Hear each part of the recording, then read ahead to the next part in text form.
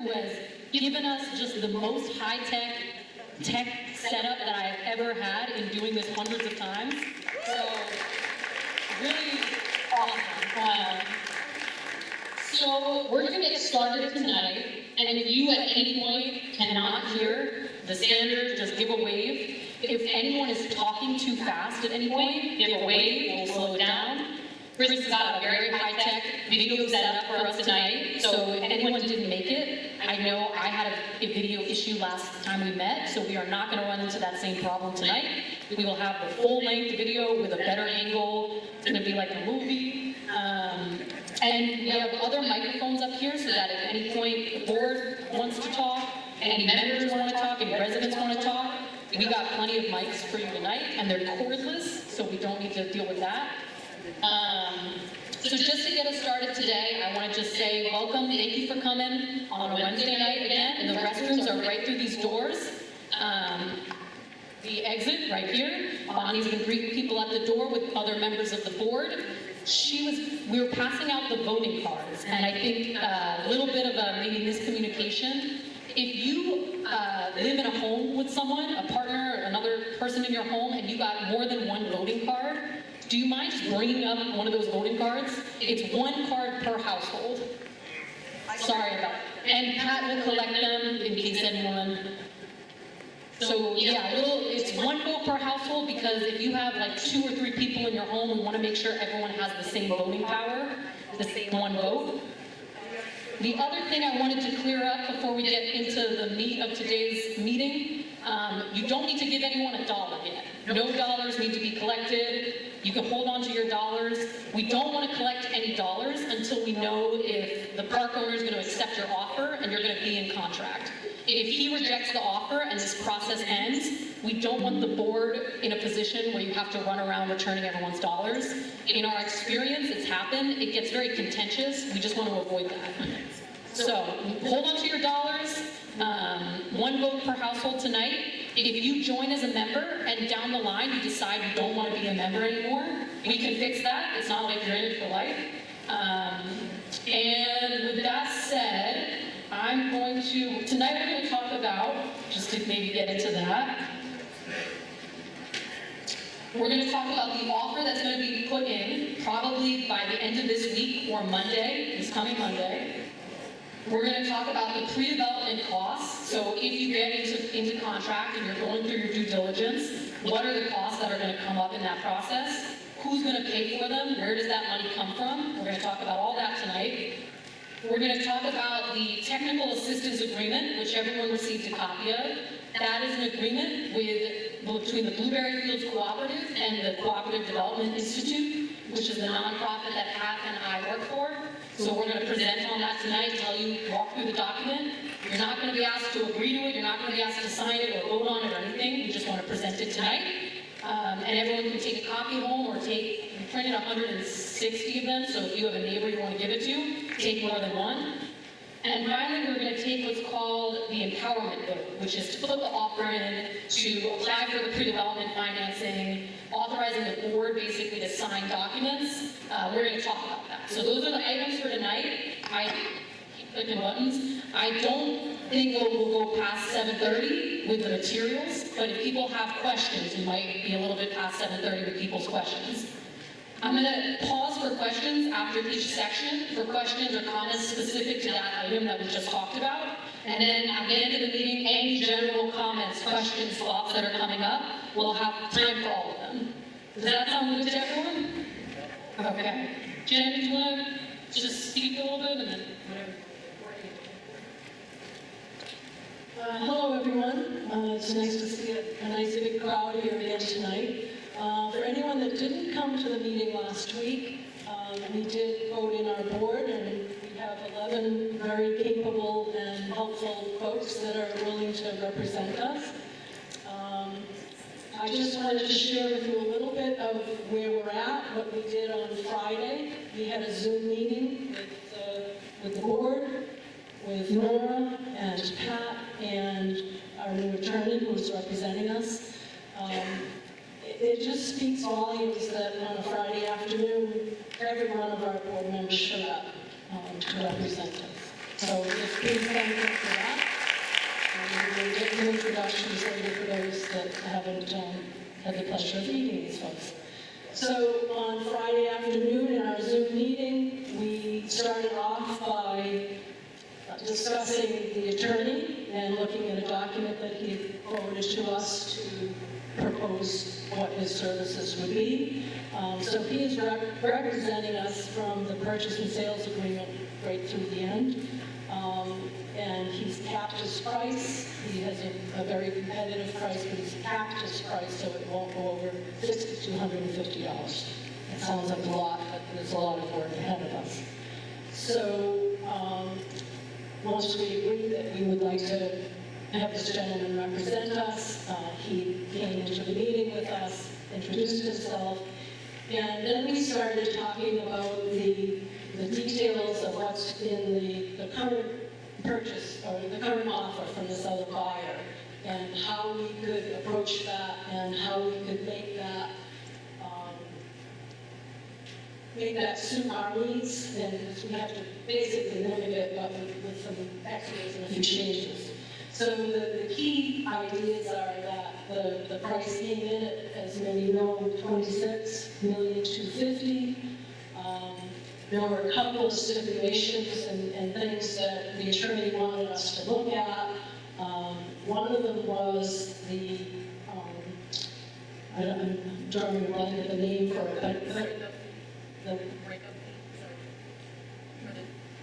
it's the due diligence. So if the other buyer is starting work, having inspections and all of that done, there is language in that, and some of you folks may have noticed that, but this language saying that they would, if we got the offer, if we were given the offer, the seller is obligated to pay this other person back up to $40,000. So there was that to discuss. And just about how do we move forward. There's the LD, do we want to talk about that in this? So did that pass? I don't know.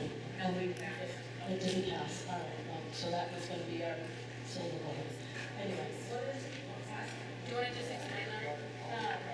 I'm going to let Nora explain. So there was a last-minute push to get a legislative bill passed. The legislature went back into session just for Friday, and they went all through the night. I'm sure you saw it on the news. One of the items that was being put on the appropriations table, I believe, was this bill that Janet just referenced, LD 1276, which would have given a park owner who sells a park to the residents a minor, but everything counts, tax break, essentially. So he would have saved, I think, when we did the math, about $15,000.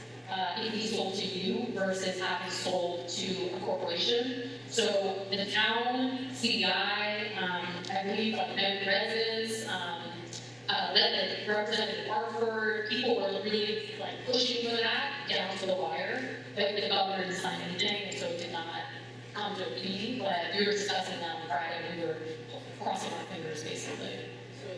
So it's not going to be included. We were hoping that we could say, hey, maybe when they do it, you don't have to pay as much taxes. Like that talks, right? Like that means something to people, but unfortunately it did not pass.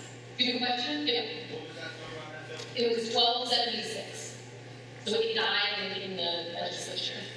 Another question? Who was the attorney that was then representing the His name is Matthew Simone. Matthew Simone. So the last name is Simone. And he has represented, we worked with him previously at Old Orchard Beach, which is why we had him in mind. He's with Drummond and Drummond in Portland office for them. And so you don't get into the contract, like if he works with the board and with the residents and with CEI to put your offer in and you don't get into the contract, actually CEI will pay for his fees. If you do get into contract, we'll talk about where those fees are paid for.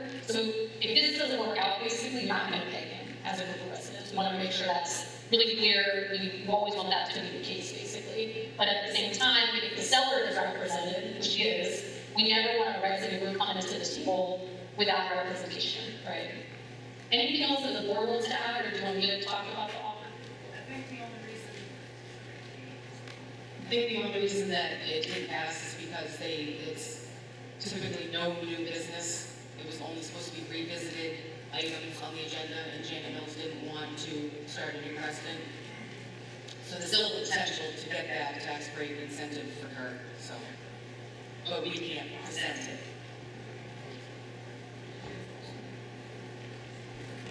I was just going to finish up and say, you know, we did have a discussion in our board meeting about coming up with a price, and based upon what the other offer is on the table, and this $40,000 contingency, it just as a payback to this other person, we moved forward and unanimously voted to put in an offer of $26,300,000. And so we are hoping that that's enough to sweeten the pot a bit. But we do have this financing contingency. So as you all know, that's been a problem, and we're just hoping that that's enough for us to move forward.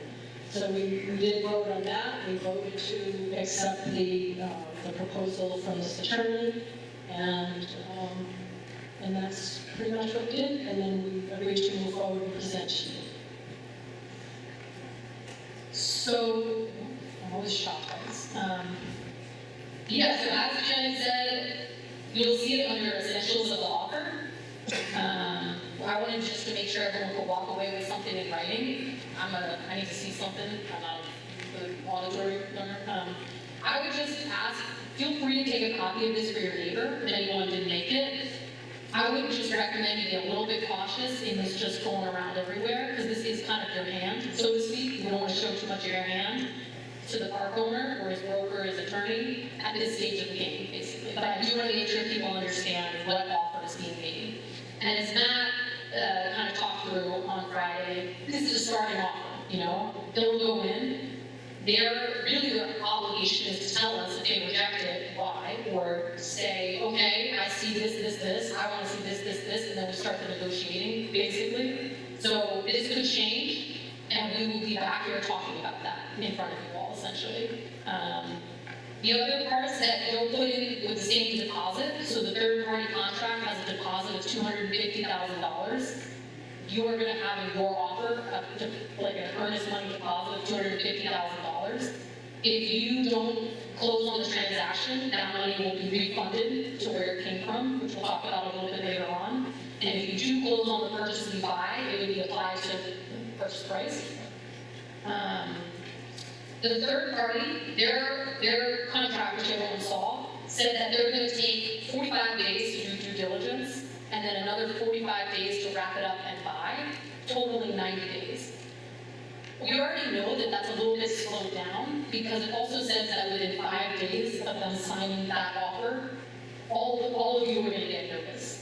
We know that didn't happen. It was really like 3 weeks, you know? So we already know that they're not going to be closed in 90 days that they said that they were going to be closed in. 90 days in our experience at CEI, it's a hair too fast for us to get this all done. Our standard is we do this in about 120 days, which gives you 90 days to do financing, and then another, say, 30 to actually close and buy. To be competitive, we've been talking it over about what's possible. I'm thinking that we do something like 100 to 105 days contract to close in your first offer. If he says, oh, that's too slow, then we should talk about it. Anything less, like going in, offering less, I don't think we want to offer less to begin with when we come to timing, because we can't shave that much off of that to begin with. Another important thing to notice is that the statute says that resident groups have 90 days to seek financing.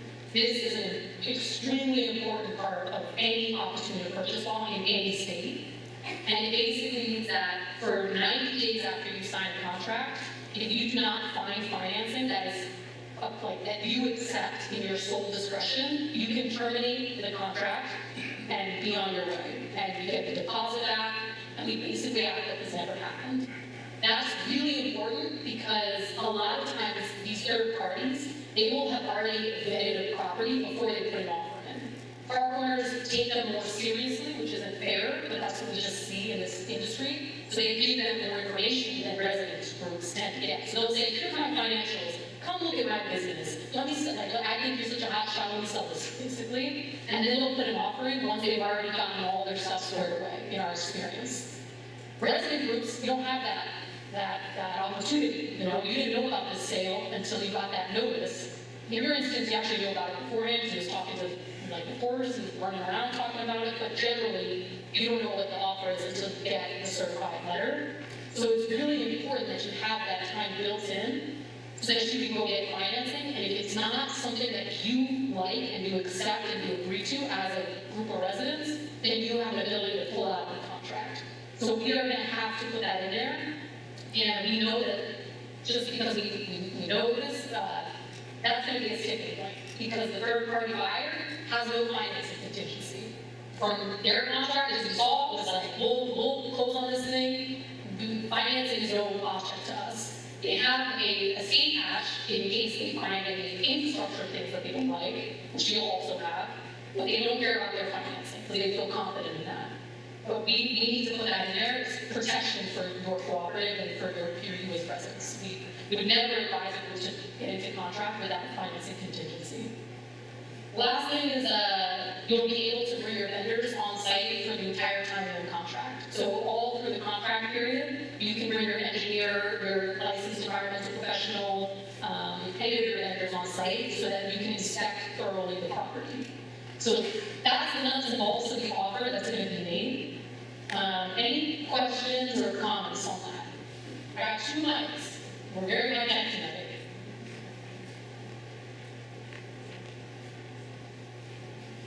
Any comments, questions? I just wanted to clarify that, what you just said about the seller accepting the terms of this agreement. So are you telling us that here? Oh, that's what I stated. Yeah, okay. But so the seller could refuse our offer, like some of the contingencies in the offer that we're giving them? Yes. So if he did this process, all of this meeting, he could refuse your offer at the end of this. It's what just happened in Old Orchard Beach. If he refuses because of the fact that there's a financing contingency, I think CEI, just as this is what, as a group that works with resident groups, we take issue with that. Because how is any group supposed to close if that, what's an example? We were working with a group, the third party had a $50,000 non-refundable deposit. We couldn't match that. So there was like a material difference between the 2 offers that wasn't related to anything in the law. Just one could give them $50K off of that, one had to make it refundable through the whole purchase process. So that we couldn't work, we couldn't match. For your offer, the only real difference is 10 more days and the fact that there's a financing contingency. But it comes from the law. So if he rejects it on that basis, your lawyer, in communication with the board, and they'll be communicating to all the residents, and we'll all just try to make sure everything is transparent and as shared as possible, we'll really argue that point, because that's not what the law says, you know. Other questions or comments at this time? Yes. Can I just have a big mouth, everybody will hear me. I think so. Everyone hear her? I think I have a big mouth, but you really do not use the microphone. Okay, this really upsets me very much, okay? So we are putting in an offer for 26.3. Okay, so then we have to add 200, but Kurt's not giving us anything. He is really not going down at all, okay? Not at all. So as far as I'm concerned, we turn around and give him something like this. He's not going to take it because he wants the money, period. He does not give a hoot about us. There's a lot of stuff that needs to be done in this park that hasn't been done in years. And I'm looking at this and saying, I don't know how many of you, but I'm single, I live on Social Security. How in God's name am I going to keep going up on prices? And then we're going to have land taxes, we're going to have everything. I'm really sorry, and I have to be honest with you, I'm totally and completely upset about the whole thing because he's not budgeting. He wants his money and he doesn't give a flying hockey puck about any of us. So here we are saying, oh, we're struggling, thinking, okay, but he doesn't care. You know, and I don't know if anybody else here feels the same way I do, but he is not. He wants his 26.5 million and that's it. And come high or hell water, nothing's happening. He is not agreeing to do anything. So he's probably gonna sit and wait till we can get the financing and then take the other offer. Because, you know. And you're gonna talk about. Oh, hello. Okay, what I'm saying, and I apologize, is even though 26,300,000, by the time if we put deposit down, CART has not dropped the price, nor will he drop the price, no matter what we do. It is totally lock solid of what he wants. I don't know how many people here are single that live only on Social Security. They can't keep going up on prices and everything else, so I'm just. The problem is, it's only gonna be worse if these other people buy it. And that's what we gotta understand here. We can level this off, our rents, but if this company that Kurt's gonna sell it to, which I agree, he probably will, maybe be that way, but it's only gonna, I mean, they're gonna go up. They may go $75 every year, whatever, $100 every year, but it's gonna go way up more than this, you know, these ladies are saying. Yeah, well, I know, but, I mean, we just can't move out. Does anyone have other things they want to share? Or Mike? I just want to reiterate that no matter who buys it, the math is the same, the rent's gonna go up the same. It might be over a different period of time, but if we buy it, it will go up by probably a big jump and stabilize. If anybody else buys it, it will just keep going up and up and up. Any other people want to jump in? Again, you have to talk right into the mic. I know it's uncomfortable. If this thing goes through, exactly what will be our down payment? What will we have to come up with upfront out of our own pocket? So this is a good question. I know we talked about it, but now it's been a couple meetings. So the way that we structure these deals is there's no down payment. It will all boil down to a single rent amount, which, like we talked about, is going to be a rent increase. It is just, we know it's a huge purchase price. So it will come down to a rent amount, and that's what, and you'll see that rent will come into a room like that. Everyone will have that rent in front of them, and you'll basically take a vote at the end of this process to say, yes, we want to pay that rent and do this, or no, we don't want to pay that rent and we don't want to do this. So we can't structure it as down payment because we work with people who are on fixed income, single, like we would never want it couldn't work for the people we serve, basically. This scary part is the septics. Yeah. That's what I worry about. That's gonna come on us. And that's gonna be. Straight into the mic, please. Oh, either way, the septics, they're very old. Everybody knows that. And across the way, they share 2 or 3 of them, each place. So it's, I mean, I don't know.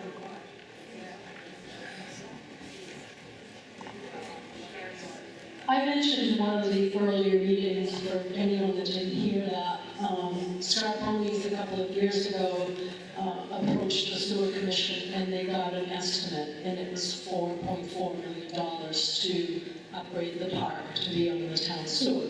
So in my discussion with the woman that sent me the information, she said that that was something, if we had to move forward in that manner, that we could do it over time. So maybe we start the infrastructure and bring the pipeline into the community, and then slowly add folks onto it as we can afford it. And there was also some discussion about some grant money or some funding, and we've seen that in other states and in other areas, right, where they offer us some assistance to the parks to upgrade, because they don't want us to be polluting this beautiful community. And it's very close to watershed and all of that. So this issue has been discussed and addressed. And we are well aware of what the septic system is. I'm sorry, Janet, are you done?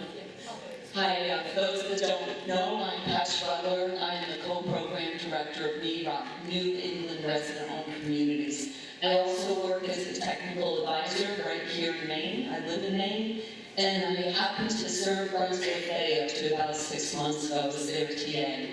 To Janet's point, if you follow the news, there will be a news release tomorrow, $2.6 million coming into our Maine Rocks through our program, our WISP program, Water Infrastructure Support Program. So that's $2.6 million. We are working on the price bill, which you might have heard of, $225 million. That passed the federal government. We are currently in process of writing a grant, a little bit over $30 million, to support the rocks that we serve. We have 60 rocks in our platform. There are no promises on grants, but grants are something that CEI is very good at and we work very hard at. When you all went into process and your community came up for sale, Nora and I were working with one of our financial partners, Genesis, and we were meeting with the governor's office regularly. And you may have heard that we helped to secure $5 million towards the purchase of resident-owned communities in the state of Maine for the next 12-month cycle, starting in, I think it was July, right? So, oh my gosh, just talking about septic issues. Our community Mountainside in Camden just received a congressionally directed spending grant, and that's almost $2 million to correct their particular septic issues. So that is part of the technical assistance that we provide, and we continually work on issues like this. So stay tuned.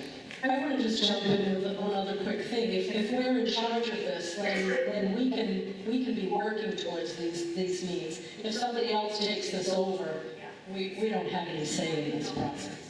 That's what I wanted to bring up.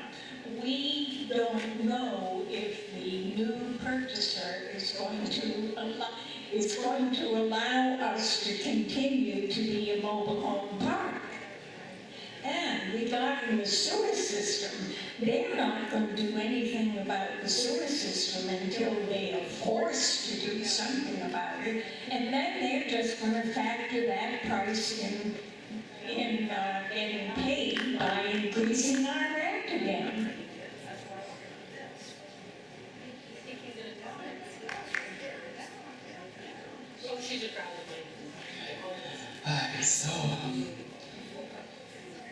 If it's true that, what's his name again, not Kent, Kurt, if it's true that Kurt will only accept 26.5, why would we come in at 26.3? That didn't make much sense. And then the other thing was, in regards to if the other owners will keep it a mobile home park, I talked to the park manager lady, and she said they are planning on keeping it a park. That's all I found out. Just wanted to share.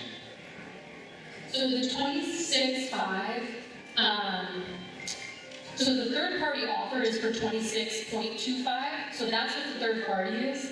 So that's what we use as a starting point, right? So the third party offer also includes what Janet referenced. If Mr. Scarponi goes with the residents, he's got to pay the third party $40,000 just for having sunk their time here. Not fair, it's not uncommon though. So your starting offer is upping it 26.25 plus the $50,000, which is covering his original offer and his breakup fees, what we call it, and then 10K over. So that's where that offer came from. I'm not sure we're right. I overheard 26.5, but I don't know where that came from. We put it on for 26.3.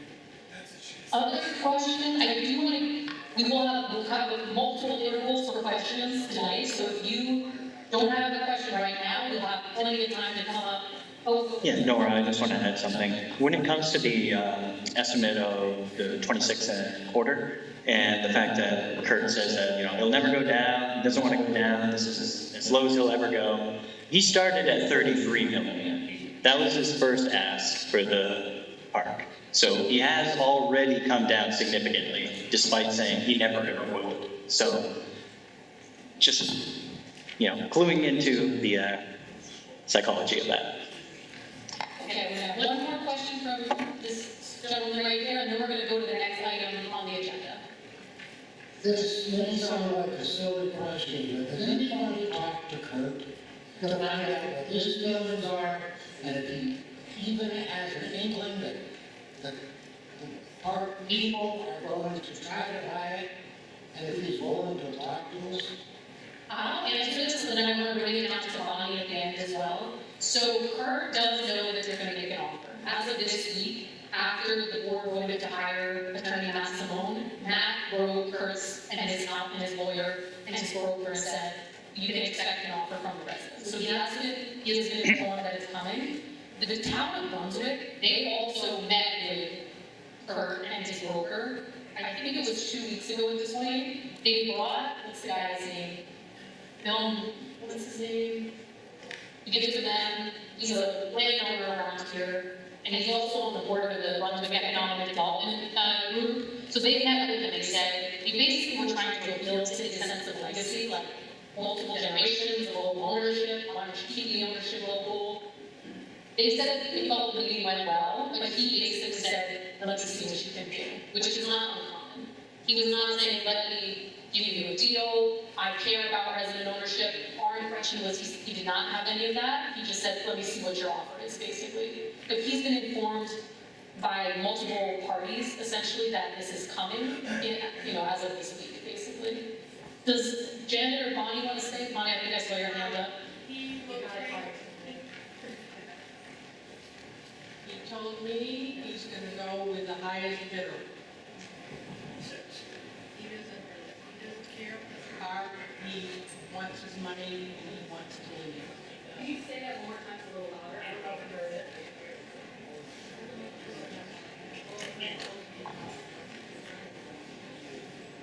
He told me that he is taking the highest bid.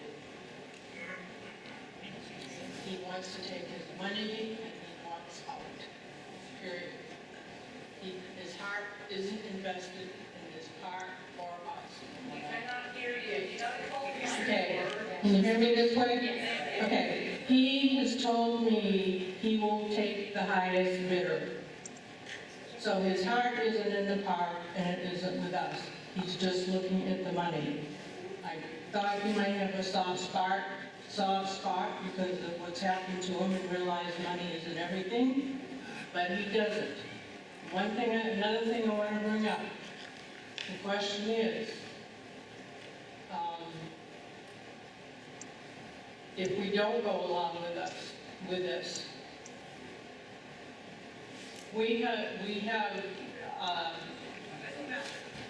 if we don't go along with this, it's possible we could lose our homes. And you think this rent is high, go on the outside and look for rent. The lowest ones were the new apartments in Bath, Maine, they're all filled. No one can get in. There's no place for us to really go for this amount of money. So it's worth taking the risk to save our homes.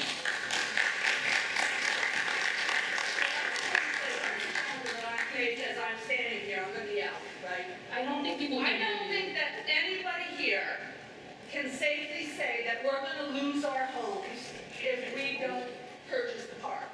It concerns me that it's a scare tactic. We might, we could. She didn't say the word.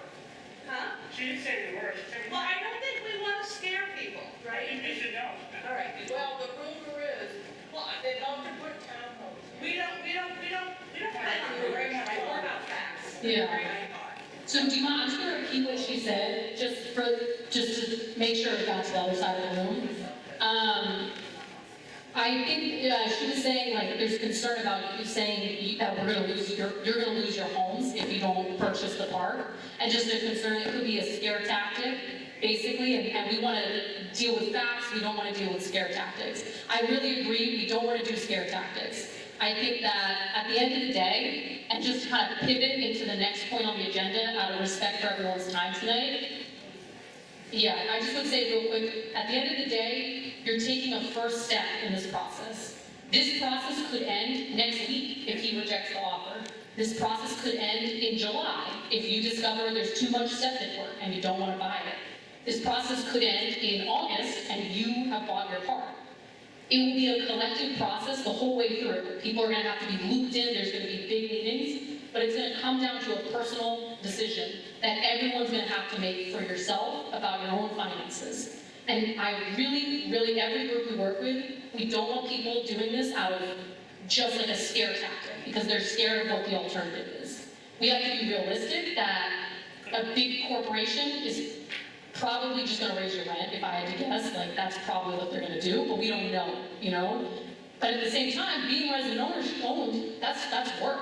You should want to be resident owned to be resident owned, right? Not because you feel like, you know, like you've been pressured into this. So I just want to say that and to make sure that I've heard her comment, which is important to say. Go for it, Jen. I just wanted to say one more thing quickly about that there is hope here. So I wear my belief sweatshirt tonight. Kurt stood on my doorstep a week and a half ago, just before we started collecting signatures, and he said, number one, you won't get your majority. We have 54%. And then he said, you won't get your funding. And we've talked about this, about how much of an offer we're putting up, and we believe that the value is there. So he did say one other thing to me. He said, I just want the money, just like Bonnie said. But he also said, if you sweeten the pot, sweeten the deal, this could work. So I'm not giving up yet. So thank you everyone for, I'm like, having multiple mics, just another shout out to Chris. This is really useful for just making sure that every side of the room, different perspectives are heard. Because at the end of the day, this is the first step. We're going to have so much more conversation about this before you ever commit to buying. With that being said, if it sounds okay, out of respect for your time, I'm going to go to the next item for tonight, which is the pre-development costs and sources. So if you flip, it says anticipated pre-development costs up at the top. So these are the costs that we foresee coming up if you get into contract. If you put in an offer and he rejects it, there's no cost. If you put in an offer and he accepts it, this is what we're budgeting essentially. The deposit of $250,000, that's an actual figure. We're pulling it right from the third party. The legal expense, which is the $6,250, that comes from this attorney with Drummond & Drummond. We have found that it's much more advantageous to have an attorney cap their fees rather than leave the meter running and then you get stuck with a bill that's tens and tens of hours, each charged at $300. Whenever I start working with an attorney, I say, look, we need to cap it. We can't have the meter running, basically. We found that Matt's fees are very reasonable for the amount of work that goes into this process. The appraisal is something that will be a pre-development cost. That is most likely going to come from a company called Colliers, which we've worked with many times. They're international. They really understand manufactured housing. So it's not like, when we've worked with appraisers who only do single family or only do apartments, they don't really understand the asset class. We've found that Colliers really understands manufactured housing and the value here, but we'll have to decide who the vendor is when we get to that point. But this is an estimate based on what we're seeing with other clients that we're working with right now. The engineering costs, this is money well spent. It's an estimate at this time. I'm estimating that this cost will come in at about $20,000. This is going to be what's called a property conditions assessment. You'll get what's called a property conditions report. I'm sure there are people who have background in this and are familiar with what I'm about to say, but in case this is new, I'm just going to run through it briefly just so everyone's on the same page. This is what we describe it to groups. We say this is the home inspection on steroids. We talked about it at a previous meeting. We're recommending, but obviously you'll have to meet with them, you'll have to vet them yourself, but we've worked repeatedly with a company called Du Bois & King. They have done a lot of property conditions assessments for resident-owned communities in New Hampshire. And they just got hired, I believe, to work with Sunset Terrace, which is a resident-owned mobile home park that we work with in in Rockland. And so Du Bois and King basically, and they're also really familiar with doing reports specifically geared at community development block grant funding and USDA funding, so they really know their stuff. It's very thorough. Again, you'll have to meet with them. You can decide to work with someone else, but I use them as a reference for costing this out. And they're going to do it, basically, they're going to do a historical review, any company you work with, talk with key personnel, probably talk with Kurt, talk with anyone who's worked on site really, or is currently working on site. They're going to do field work, site visits. We're going to, if you get into contract, send out infrastructure surveys to every household. So you're going to get an opportunity to list every problem you've ever had with the infrastructure in the park. If you have backups, if you have a swimming pool in certain times of year, anything like that, this is the time to get your pens out and start talking about it. They're all going to factor into this property conditions report. They're going to basically produce this report that's going to give you life expectancies for all of the major infrastructure components in your park. They're going to say this is a priority, immediate, health and safety repair. You're going to get another 8 years here, another 10 years here. That's going to give you a sense of what kind of financial thing that you're looking to take on. And you could get to that stage, get the report back, and decide it's too costly. I just had a group make that decision. They had this crazy honeycomb septic mess in their community. They had just cesspools. They needed to connect, and it didn't make sense to them to do it. So they said, we don't want to buy. It happens. You want to know about it. You want to know all the dirty details of your community. It's money extremely well spent in our experience. And then they're also going to do what's called phase 1 environmental site assessment. I built in this 20,000 is me assuming that we're also going to do what's called a phase 2 environmental site assessment, because I understand that you use above ground oil tanks in the community. So most likely they're going to have to go to what's called a phase 2. So the phase 1 is them doing about a 100-year look back, historical records review, look at all the state and federal databases, any history of oil releases in the community, how are they closed out, how are they cleaned up.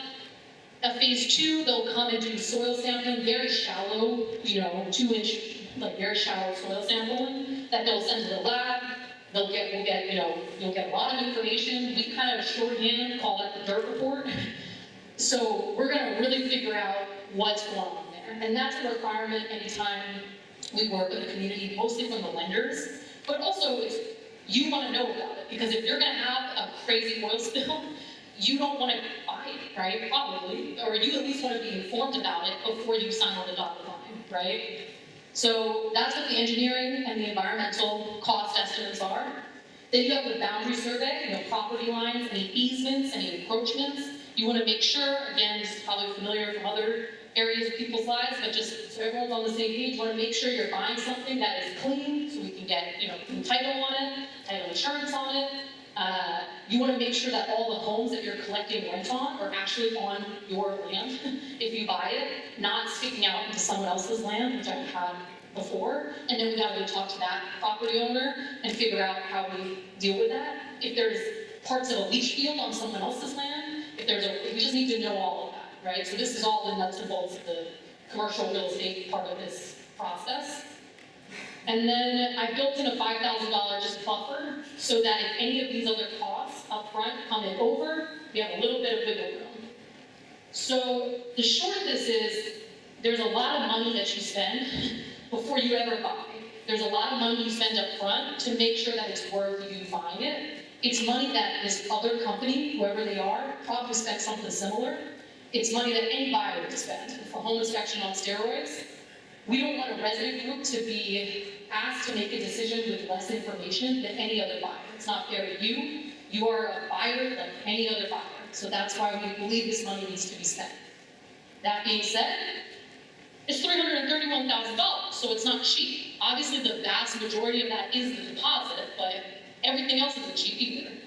So where does that money come from? I think a guy asked that question last meeting, and I said we would talk about it this meeting. I hope that guy is here. I don't remember. I don't know. So where we're gonna get the money for $331,250 to do this pre-development stage of the process is working with a partner that I believe we talked about on April 20th, if I had to guess, which is called Rock USA. Rock USA, you can look them up. They've got a shiny website. They're out of Concord, New Hampshire. They basically are another 501c3 nonprofit that works at the national level. They partner with like regional people like me and Pat, CEI. So we're two different nonprofits, but like we work closely together. They have an arm that is what's called a Community Development Financial Institution, a CDFI, so it's like certified with the US Treasury. And that's called Rock USA Capital. So that's, when I say Rock USA Capital, there's a lot of acronyms. It's just an arm of theirs that does lending. They only lend to groups of residents who are exploring or purchasing their mobile home parks. So they don't have any other business. They just work with resident-owned mobile home parks. And they have a very unique pot of money that they make available to groups, which is this pre-development loan. We, in our experience, have found very few to no other CDFIs, community development financial institutions, that will do this type of pre-development lending. This, if you borrow with them today to do this, does not mean they necessarily are your lender to buy the park. You can work with other lenders, but they would be your lender to basically finance all the exploration, and then if you end up borrowing with someone else to actually buy, we would kind of make sure they get their money and are squared away, and you move forward with your other lenders. Not uncommon at all. So the actual loan, we really want to stress that it is a non-recourse, unsecured pre-development loan to resident groups in the process of determining the feasibility of the purchase. So by non-recourse, no individual member of the cooperative is personally liable for repayment of the pre-development loan. There's no personal guarantee. So Janet or Linda, as president and treasurer, are not personally guaranteeing $331,000. I would have told you that was going to be an element here, you know? We don't want to put any resident in the hundreds and thousands of residents we work with in that kind of position. So it's unsecured because you, as the Blueberry Fields Cooperative, do not own anything. You have nothing to secure this loan with. You don't own any real estate yet. So it's made on there's no collateral for the loan, and you don't own anything yet. So if you don't close on the purchase, the Blueberry Fields Cooperative is dissolved. We file articles of dissolution with the Secretary of State, it goes away. There's no collateral that this entity, Rock USA Capital, can go after to basically say, oh, well, we just had to write this money off of our books, essentially. And again, the biggest part of this pre-development is the deposit that they're going to get back anyway. So the lion's share of this is money that is refundable if you terminate and say we're just not going to do this. So, just want to make sure that I'm saying everything about this because this is a really important stage. I also want to say, since 2008, when this group has started making this type of lending, they have closed and funded over 100 pre-development loans that have totaled about $6 million.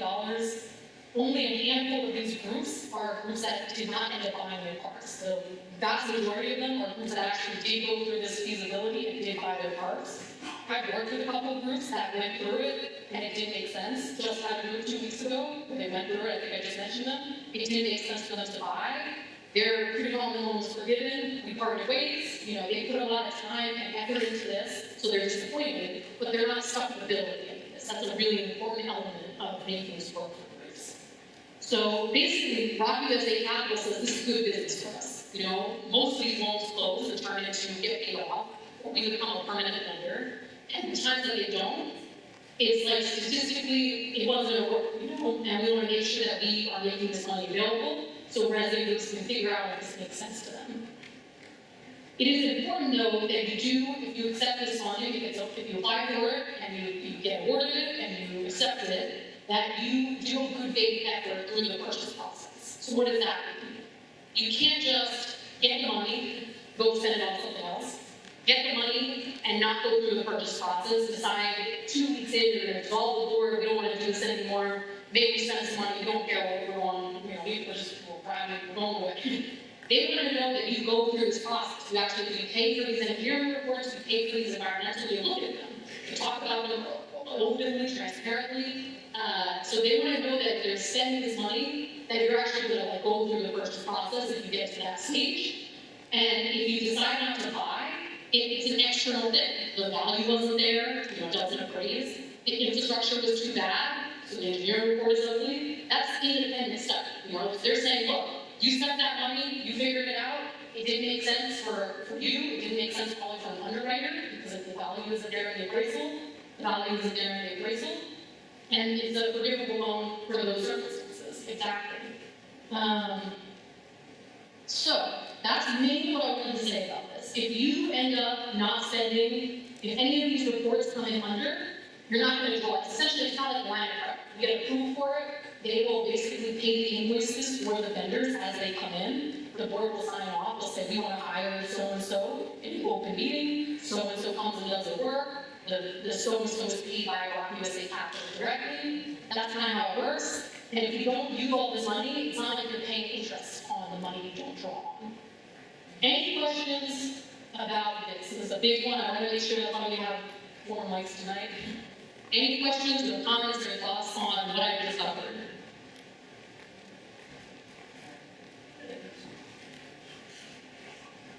Ask something, this might be a hornet's nest, that's doing it. Why in the purchase and sales agreement from the other offer, are we obligated, or is the seller obligated to pay that $40,000, but we've got $80,000 worth of fees here? What would be the difference? The difference, everyone heard Jan's question, right? It's not a hornet's nest, it's a good question. In our experience, these big companies do less thorough investigations of the parts because they're not financing the whole purchase. So they're most likely, I can't speak for this exact person, but in this field, in this industry, these large corporate buyers will put down big down payments. They bring a lot of cash equity to the table. They'll finance a small portion of it. They might finance 50, 60%, maybe less. And so their lenders will often have much lower requirements for their underwriting. The requirements for a brand new resident cooperative that has no borrowing history, because you as individuals do, but the Blueberry Fields Cooperative just emerged, there's no borrowing history, so the underwriting requirements, what the bank wants to see is more than what the Bank for Hometown America or Legacy or Sun Communities wants to see. So this, especially around environmental, the level of environmental testing that resident groups do is well above what a third party does, in my experience. You will know so much about the dirt in your community. It's honestly, it's a lot. Some of these lenders for these big companies do not even require really environmental testing.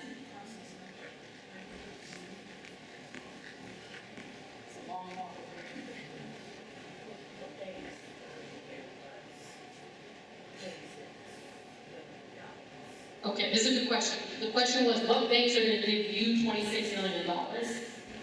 Actually, a number of banks are going to give you 26. Like, we've already started talking. So M&T is the bank we've been talking with. TD Bank is a bank we've been talking with. Maine Housing is a state agency. The Genesis Loan Fund we've been talking with. Cooperative Fund in the Northeast. So these big banks are going to do essentially 70 to 80% of the pie. That's like a very standard. They're going to say, we'll do 70 or 80% of the value here. If you were a for-profit group, you would probably make up that 20% difference yourself. You'd say, all right, we all got a couple $10,000 in the bank, we'll all put it together, we'll cover the difference, we'll do a big down payment, like you brought up. In this model, who we work with, that doesn't work. We cannot have 70, 80% finance and the rest out of pocket. So that's when we have those partnerships with those loan funds, and they will do 100% of they'll cover that difference. They'll do the gap, basically. So the short answer is we've kind of already been involved in those conversations. Our expectation is when your offer goes in, these lenders will also put in letters to say, we are interested. We're not committed because we need to see an appraisal. We need to basically still underwrite this and edit it, as do you. But we want to express to Mr. Scarponi that this isn't pie in the sky. We've lent to resident groups before. We would do it again. We think it's good business, basically.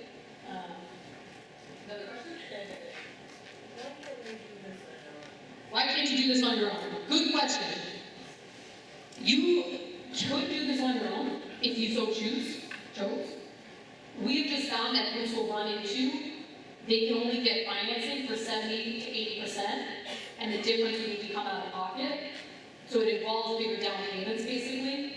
The other thing is, if you do it as a brand new entity, a lot of banks will say, well, you have no borrowing history. Like, why am I going to borrow? Who's responsible here? You're a new thing, brand new business. You've never, none of you have experience running a mobile home park, they might say. Go for it.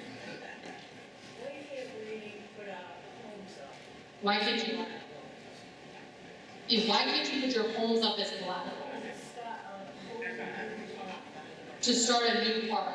Does anyone want to answer? Most groups don't even want to talk about that or touch that. So we don't have experience with that because most people say, I don't want to do that. I own my home outright, or I have my mortgage. I don't want anything changing. I don't want it to be collateral for a new obligation.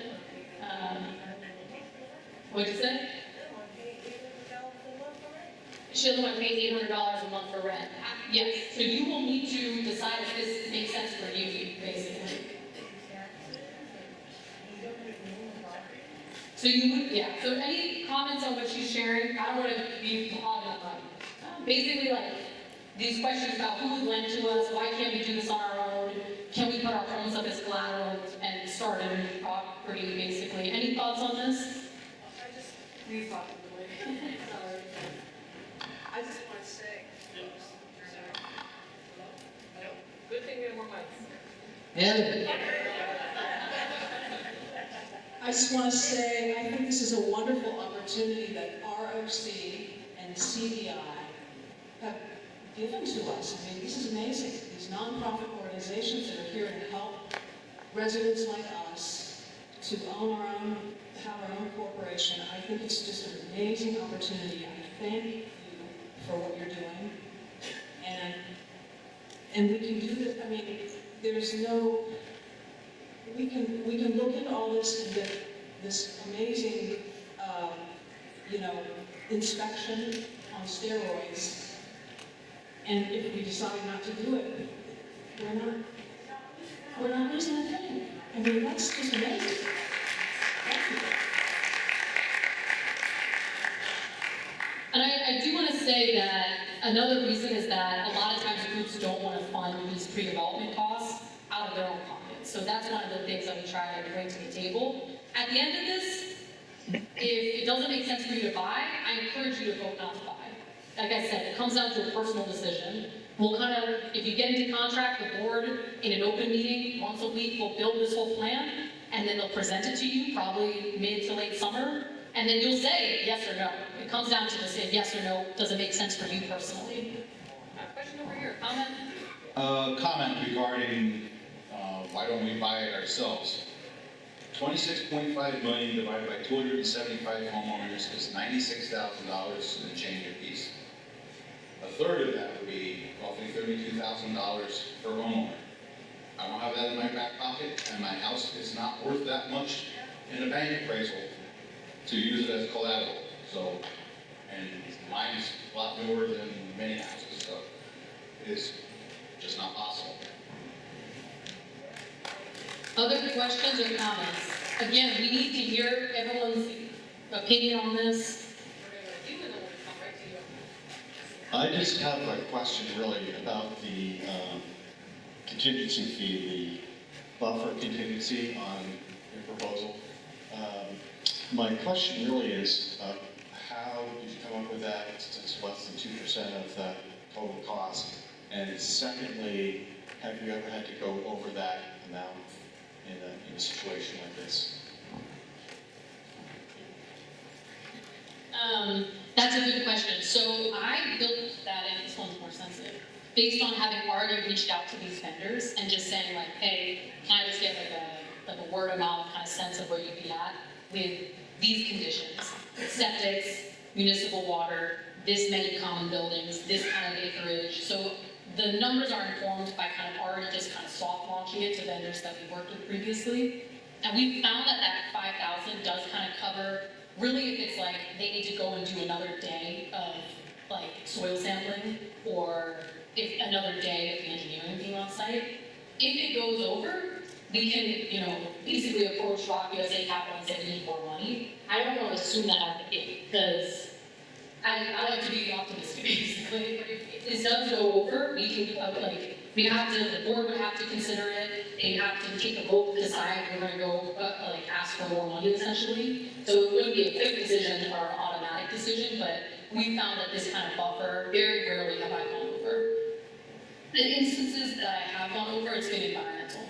Because sometimes we need to do a phase 3. I've done a phase 4 of environmental testing, which to Jen's question, that's the real difference, is the environmental testing, at the level of detail on that. But do it come right here, and they'll come down to you. She just had the mic first. When we're talking about the rent for the lodge, you're saying $700 or somewhere in that category.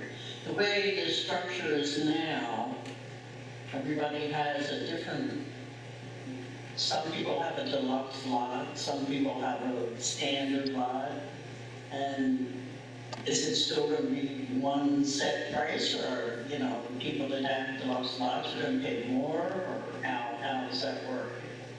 So that's a good question. We're going to need to figure that out. Our recommendation, because we think it's the most streamlined and the most democratic, is that everyone pays the same rent.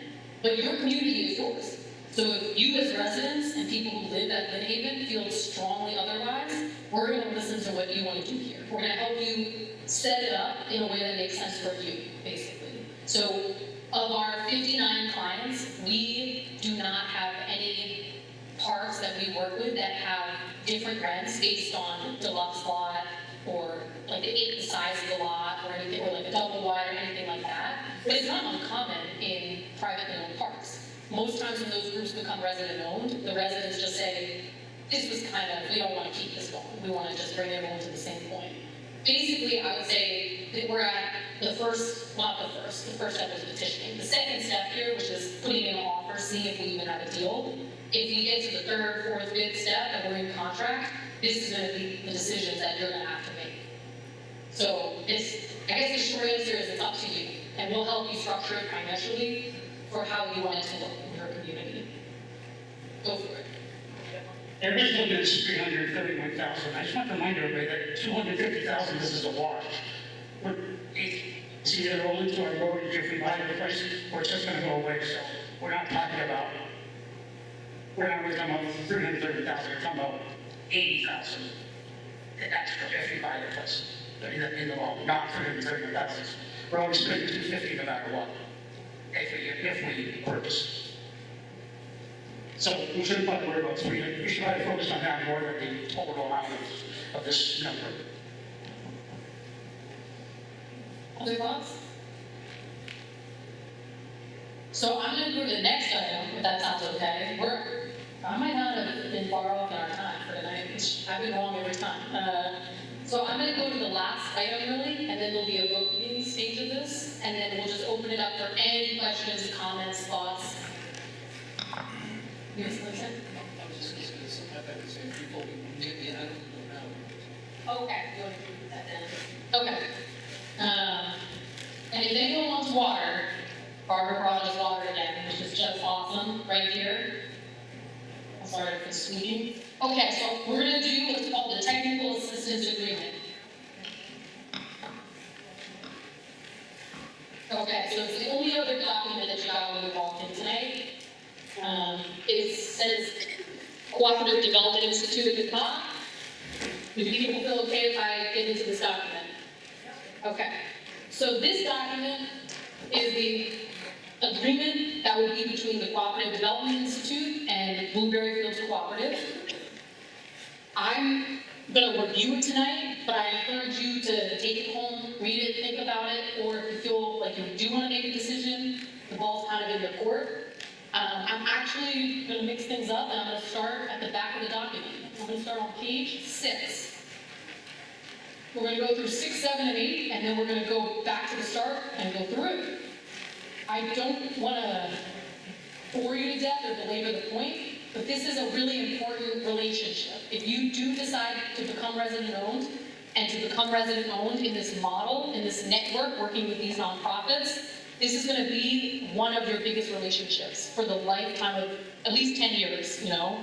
So I don't wanna skim over anything or be vague, or I do think it's really important that we go through this thoroughly and that you have time to think it over and say yay or nay, essentially.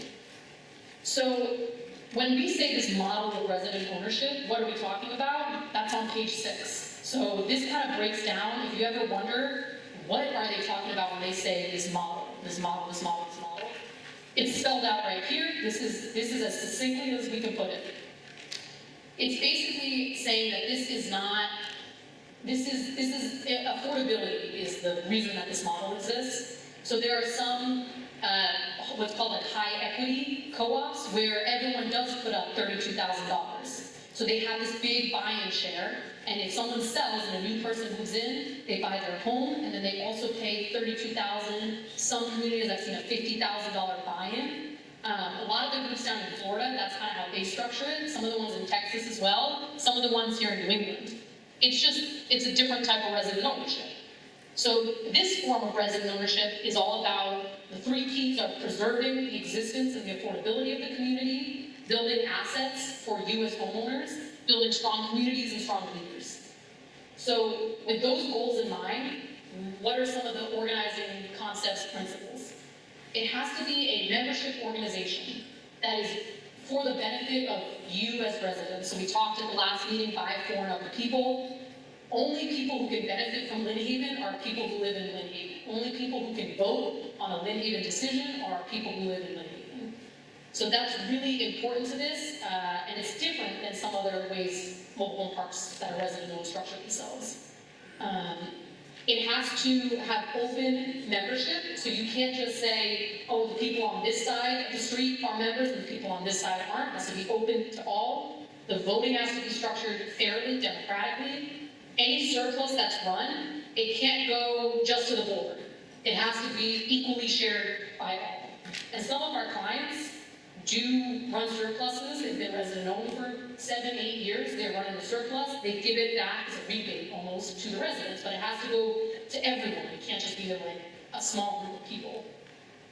There can be barriers to membership. So again, you have to set reasonable buy-in fees. So that's where that $100 comes from, or that $1 comes from. You can't have a 50K buy-in. It's a really important part of this model of resident ownership.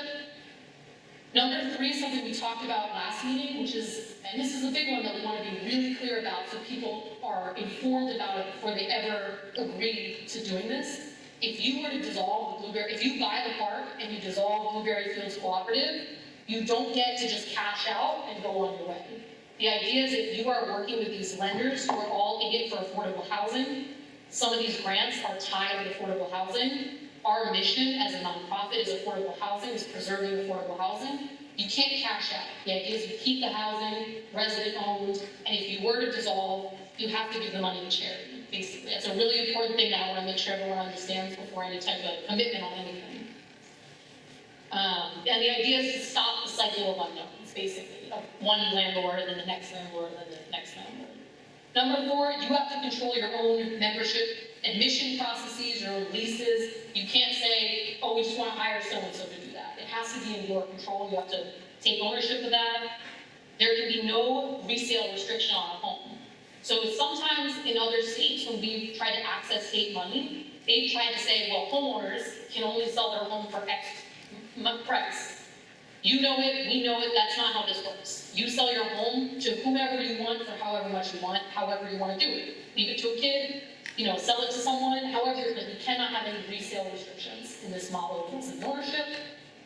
And then on the back page, the land is owned by the resident groups. It's not owned by a 501c3 nonprofit, it's not owned by some different entity. You have to own it as a resident corporation.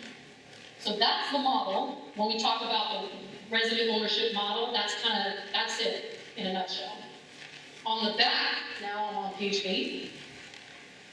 These are what are our CEI's, Cooperative Development Institute's, commitments to every resident group, every client of ours. We call them like our principles, basically. These are good. We want any group that is considering being a client of ours and us having this relationship to have this in writing. So if you see that the person at CEI that you're working with isn't doing this, you can say, look, it's in writing, this is what you said you do. So I think it's a really important tool.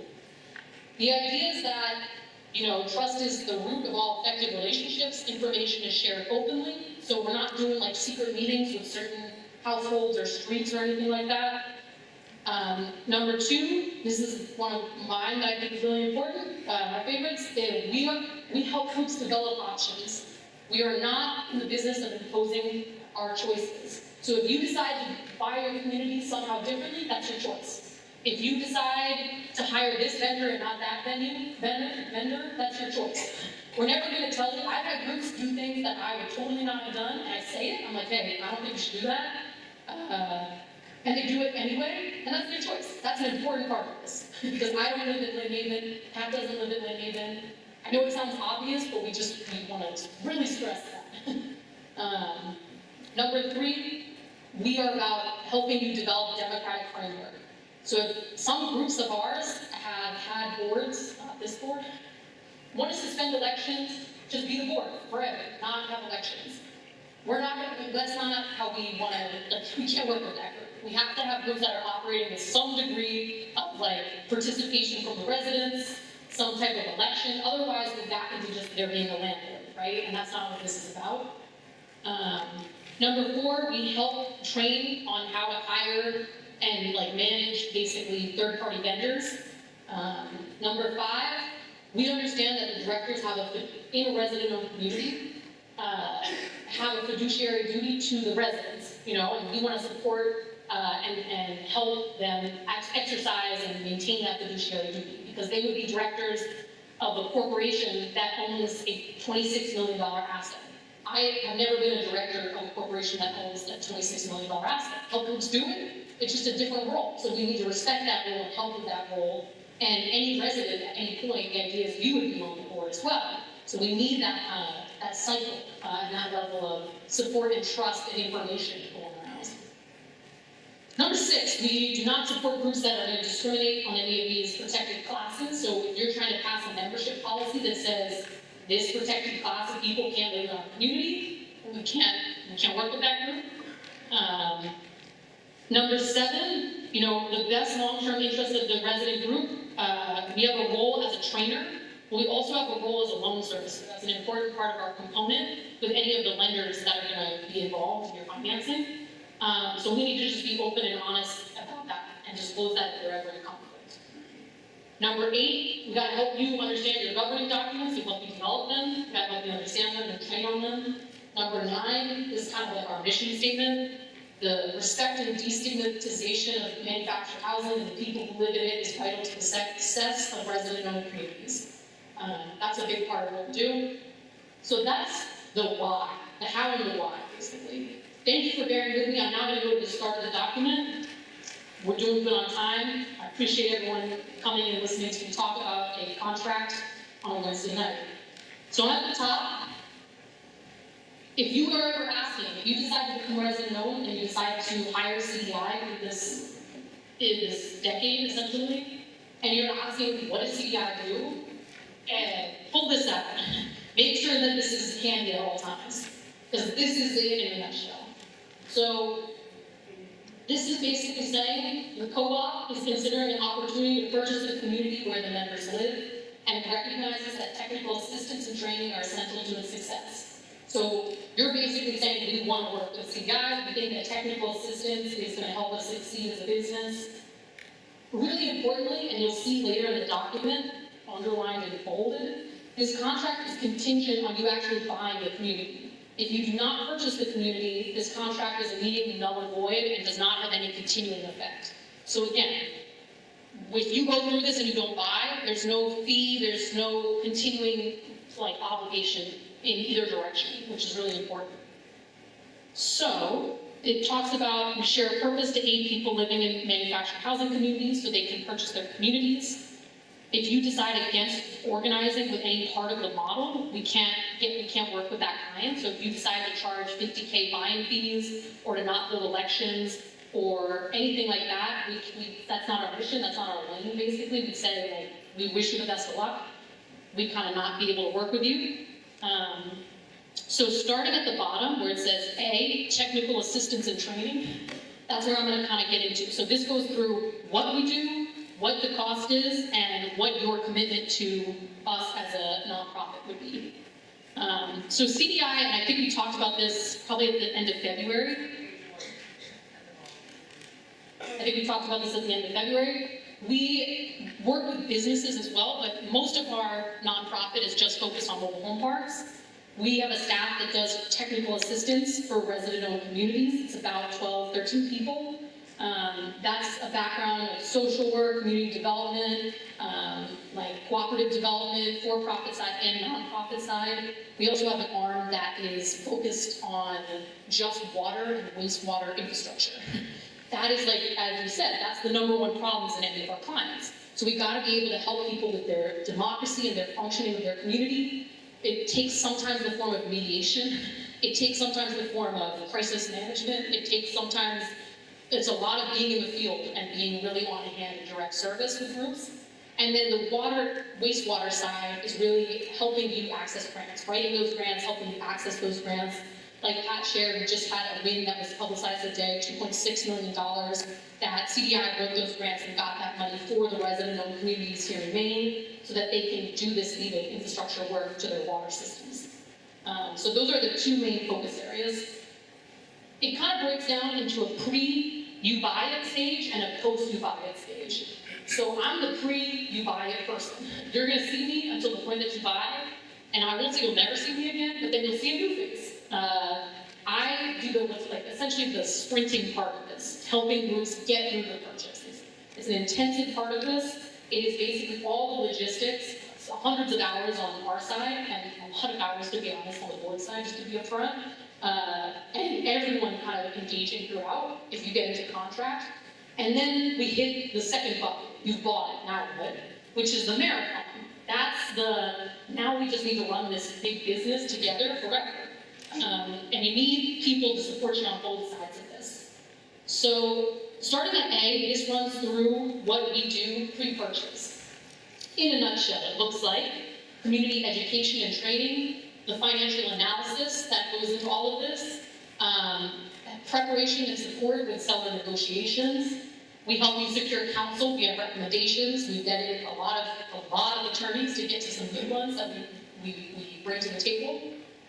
We provide template legal documents for every blessed thing in this process, as you've already seen with the articles, and the bylaws, and the joining agreement, and the petitions, and there'll be plenty more where all of that came from. I'm on page 2.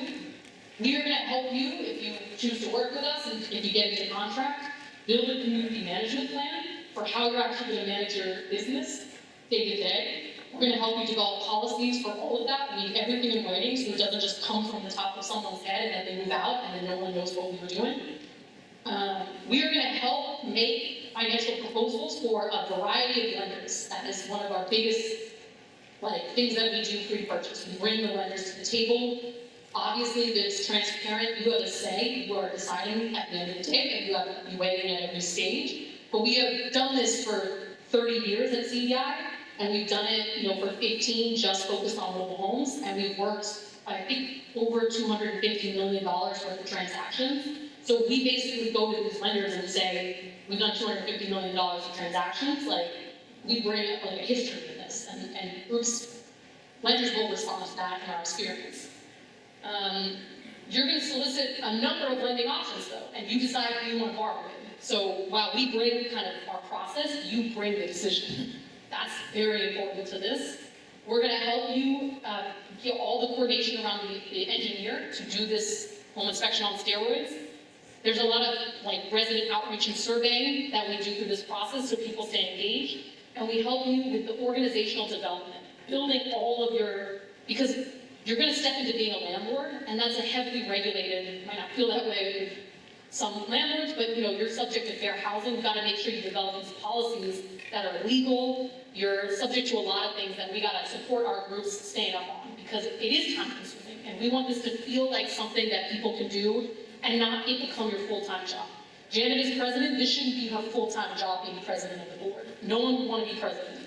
So that's what CDI's role is in this. We make it so that you're decision makers, but you don't need to do the legwork, the grunt work. That's our idea, basically.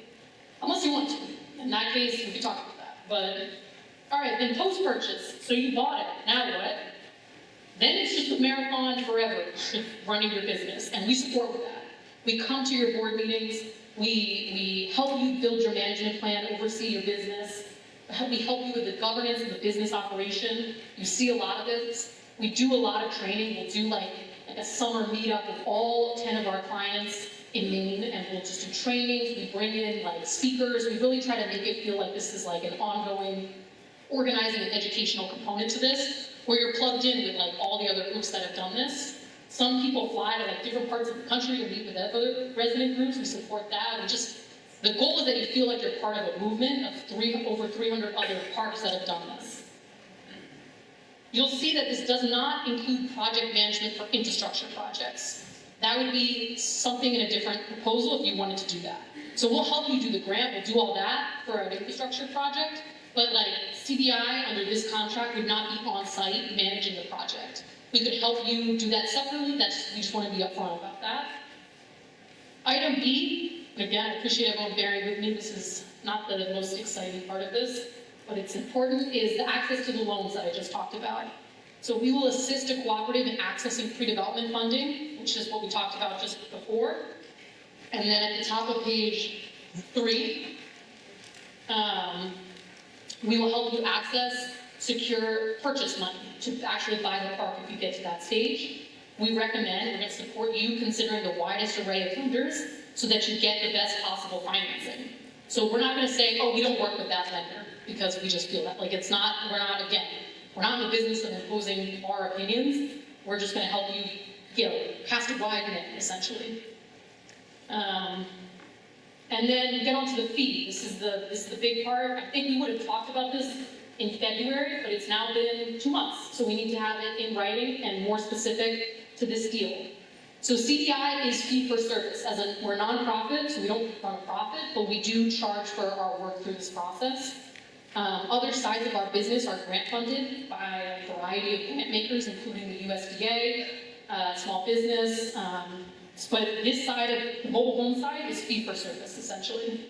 So there's two parts to it. There's a cost at closing, and there's what's called post-closing on an annual basis. And they cover the fact that we will help you through the purchase, and we help you after you buy both phases of that. So at closing, if you do purchase your community, there is what's called a pre-purchase fee, essentially, of up to 1.13% of the purchase price for the community to CDI.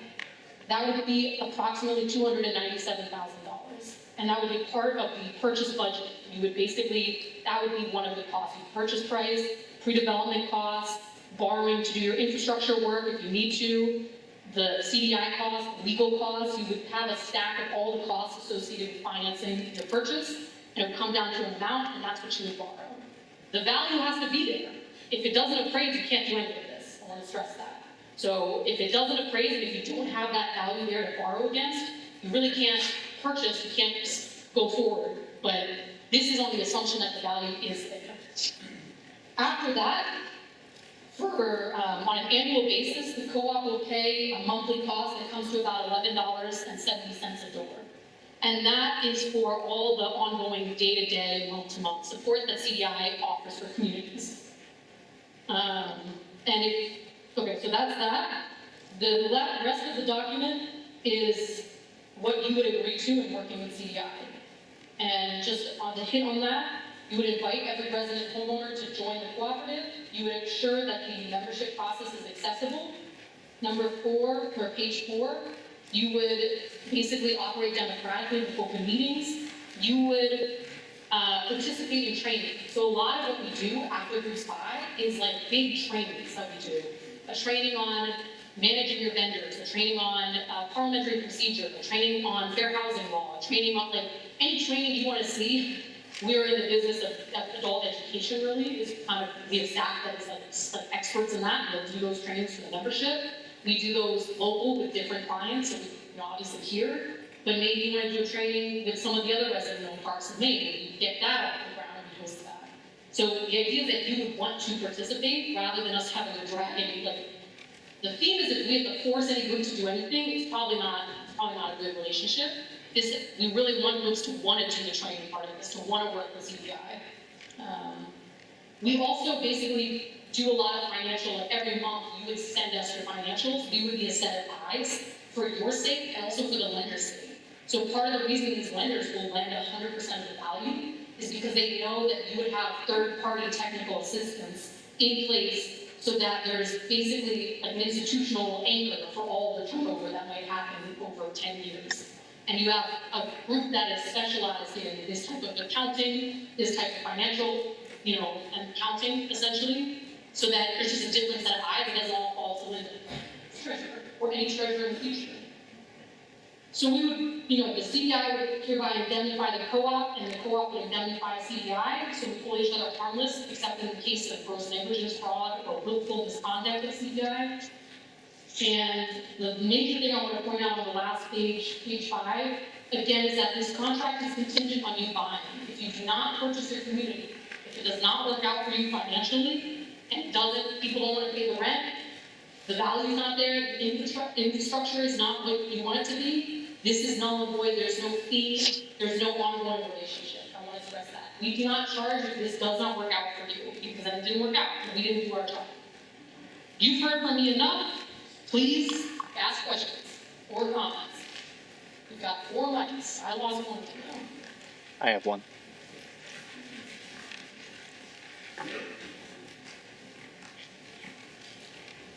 I'm just curious what the difference is in being a member versus not being a member of the co-op. Do you have to move out if you don't want to be a member? Nope. This has to be zero displacement. Every group I've worked with 30 plus, I don't know. There's always people that don't join as members. People just are like, this isn't for me, I'm not signing anything. There's no difference. You don't vote. That's the big difference. You get the same services. You are protected by the same laws. You do not have to move out. No one is going to be asked, it just would be a really negative way for a co-op to get started. So we have to be clear for anyone who becomes a member that we can't be running around saying, you have to move out if you don't become a member. We want people to join as members if you want to vote and take part, but if you don't, perfectly all right. No difference, basically.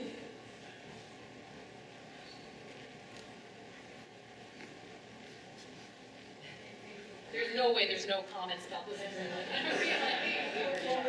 Who would say what their rent would be if they don't get involved in this? So you set your own rent. So we'll come down to a rent amount that's basically going to allow you to operate. It's going to cover your debt service. It's going to cover your cost of operating. You're going to run a surplus. From then on, every year you'll have your annual meeting where you'll vote on your rent. You can choose to raise your rent if you want to now we want to build a pool or something. That's your call. So the members set the rent. You vote on the rent, you set the rent. If you wanted to do a rent difference between members and non-members, that would be your community's decision. It would be your membership's decision. Some groups do that because they want to basically incentivize people to become members.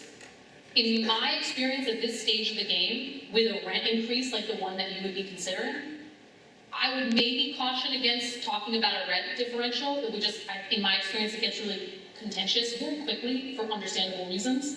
And if someone doesn't want to be a member at this stage, it's probably because the rent's too high for them. So I would probably caution, just my recommendation, to kind of steer clear of that until you decide if you're going to buy, and then even then to kind of approach that with caution for the sake of you want this to feel like a community, right? But at the end of the day, short answer, it's your membership's decision. It's not CDI's.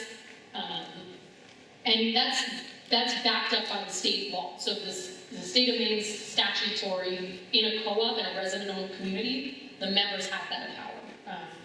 And I can send the statute to anyone if they're interested.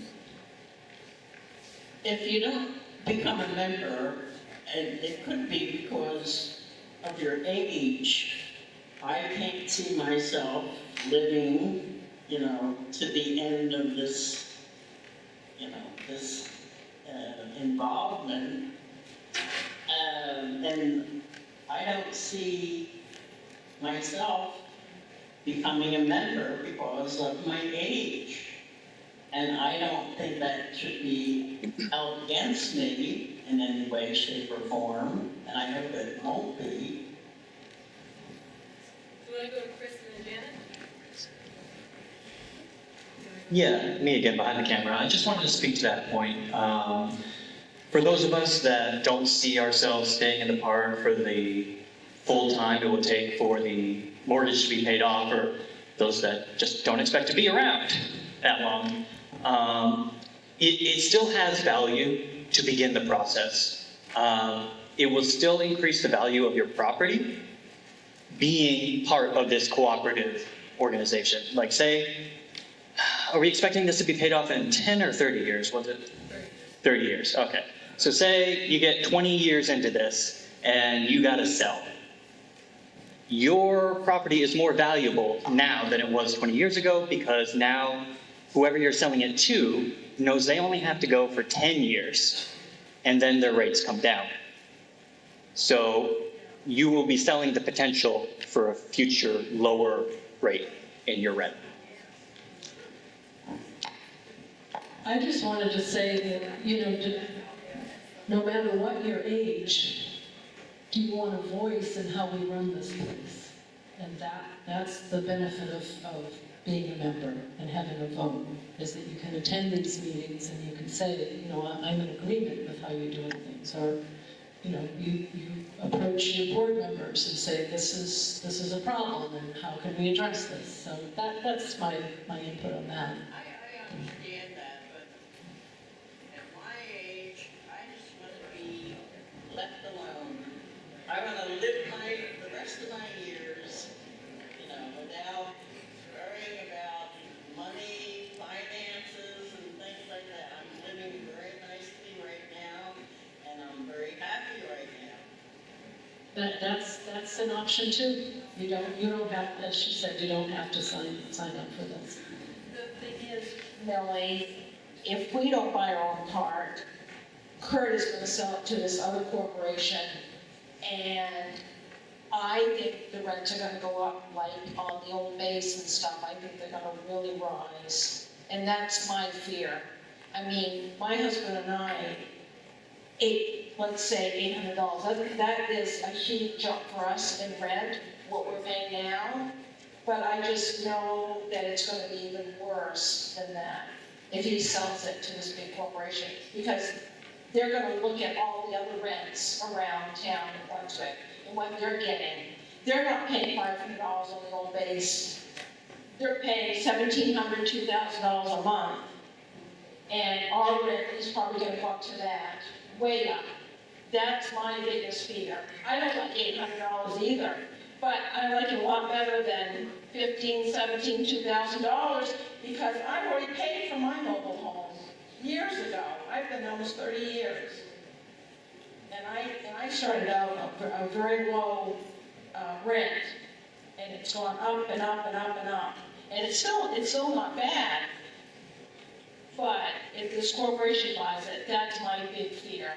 And they're going to sell it in 5 years, and probably it's going to get even worse. I don't have an objection to the membership. I have an objection to me having to join the membership.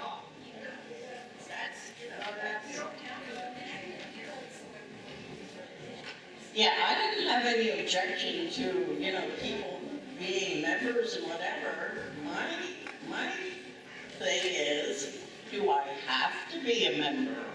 And No, you don't have to be a member. well, then, I know that the sale will go through and I will follow through with whatever has to be done and everything, but as far as becoming a member, I don't feel as though that's anything I want to get involved in, that's all.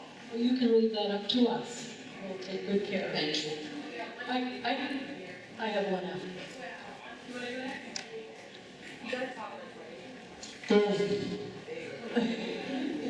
There's no benefit of being a non-member. There's benefit of being a member, because you have a say. And as far as letting somebody else buy this park, I've looked into it, where other corporations, and the rents keep going up and up and up, and they do nothing for the residents. So the best way of us handling this is to go in all together and be in control. Because if we want, like Madison or I've heard of where they've got into parks and everything has gone downhill. There's a park that they bought into where the rents have gone sky high and the residents have not benefited. Everything has gone downhill. They don't take care of their parks. And if you go on these sites, the people that are in the parks are telling you, beware, don't come here.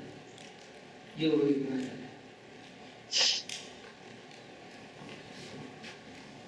I just wanted to say something, Nora, about, I have a question about the paperwork that you just handed us.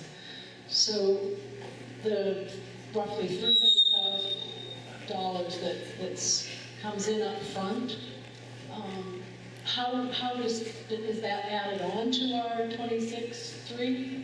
That's added on to it.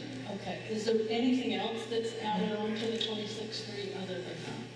So at the end of the day, you'll be in a room like this if you get the contract, probably in July, if I had to guess, and you will get a packet, probably 20 pages, that will break down all the costs of purchasing. The costs are going to come down to the thing that you got to pay Kurt, all of the pre-development costs, the cost for CDI, and then also setting you up with initial accounts. So an initial operating account, essentially, so you don't start with nothing in the bank, and an initial account to fund any of the immediate work that is revealed by the engineer. So those are going to be the costs that you see line by line. It's all going to boil down into that rent, and that's what you're going to make a decision on. And that's all still, just for clarification, that's all still part of these numbers that you've talked about. That's where I pulled those numbers from, is modeling that. Okay. And don't forget too, the key is a deposit.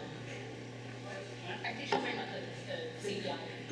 250,000 is a deposit of that, so it's not added on. I think you gotta talk into the mic. I was clarifying that the 1.13% fee for CDI up front is roughly, it's 297,000. So that's what I was asking about. So, and Laura's telling us that that's already been added into these numbers, and we will have a spreadsheet at some point before we finalize all of this.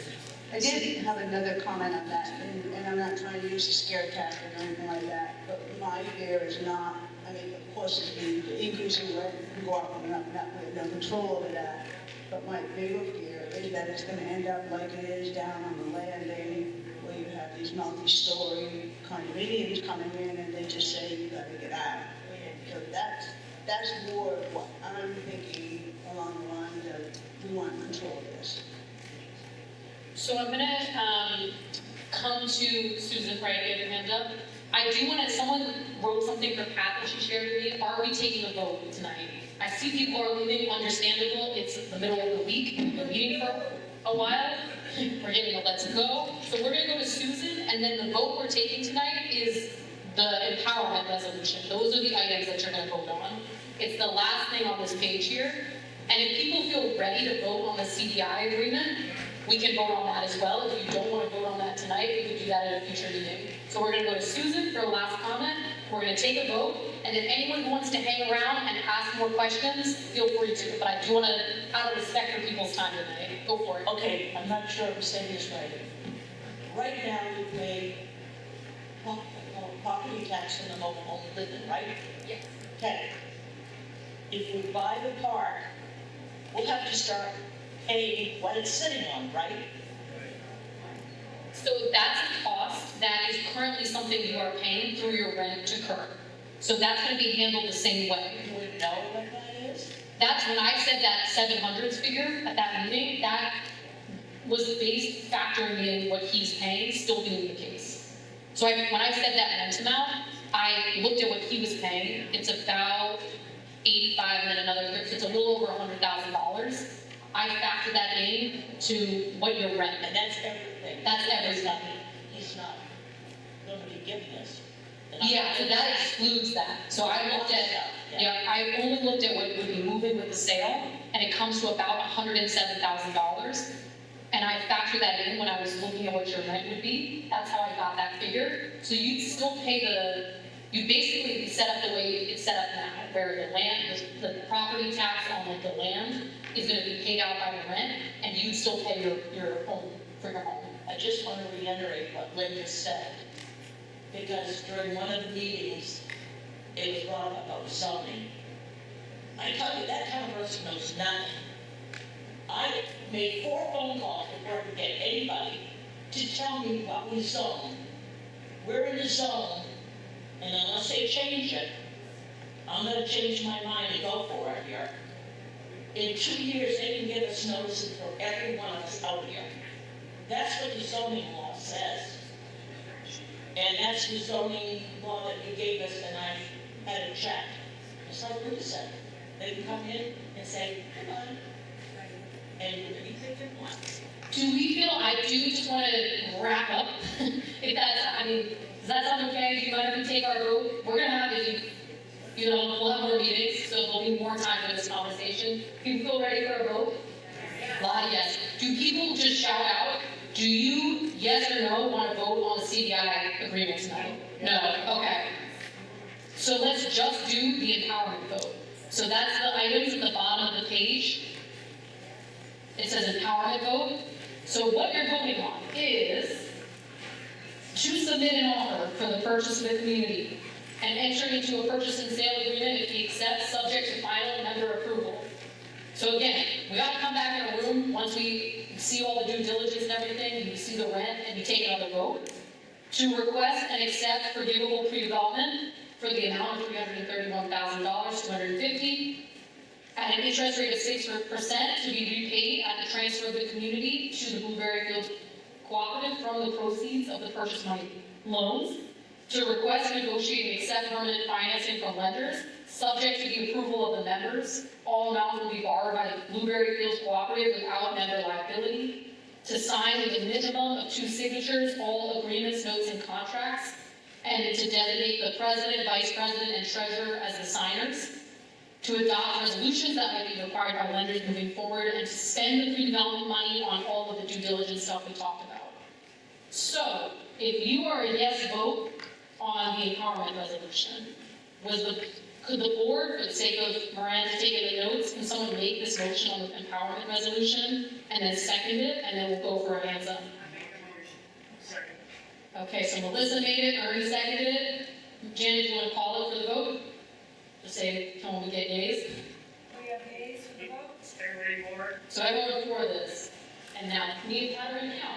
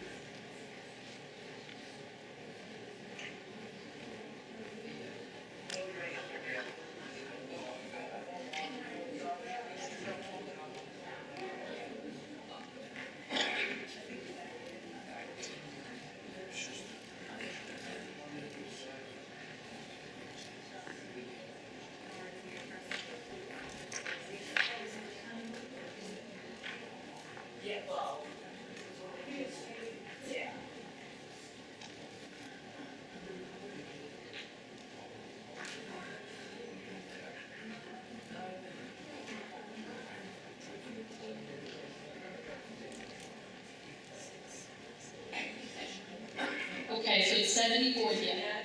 Yes. 74 yes. So now notes. Votes for no? No votes. Any votes for no? No votes. Any abstentions? No. You're abstaining. Okay, so we have 74 yays and 0 nays. So that was the last item for tonight. Any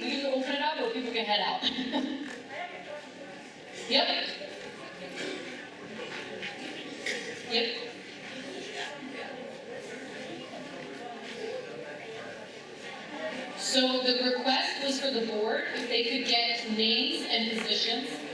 Does that sound okay? Yep, so maybe just a last item before people walk out tonight, last item. So the offer is going to go in either this Friday or Monday.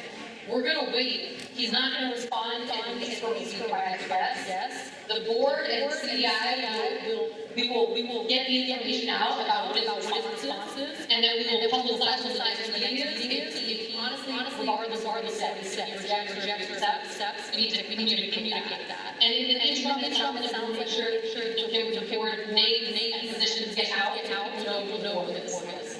Thank you for coming tonight.